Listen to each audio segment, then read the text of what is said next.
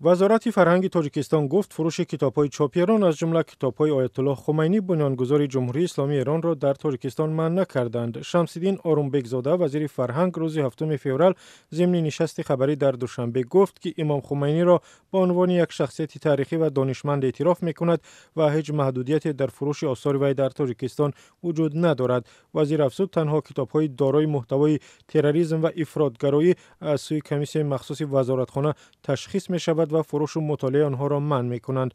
این در حالی است که در بعضی از کتاب فروشی‌های دوشنبه فروشنده‌ها می‌گویند فروش کتاب‌های امام خمینی منع شده است. وزارت فرهنگ تاجیکستان ماه مارس سال گذشته اعلام کرد بدون اجازه مخصوص وزارت به کشور وارد کردن کتاب و یا برعکس از کشور بیرون بردن کتاب ممکن نیست. در پی این خدمات گمرک تاجیکستان از بازداشت و کتاب‌های یک شهروند با حروف فارسی از جمله بستان سعدی شیرازی خبر داد. ضمن در تاجیکستان دو نهاد دیگر کمیته دین و وزارت کارهای داخلی نیز رویخط کتاب‌های ممنوع را معین می‌کنند و به این رویخط سیاه اکثرا ادبیات مذهبی و یا متن‌هایی که برای فال و جادو استفاده می‌شود وارد شدند. در نزد کمیته دین نیز شورای خاصی عمل می‌کند که کتاب‌های دینی و مذهبی را تشخیص داده بعداً با اجازه آن وارد نمودن این کتاب‌ها به تاجیکستان و نشر آن در داخل اجازه داده می‌شود.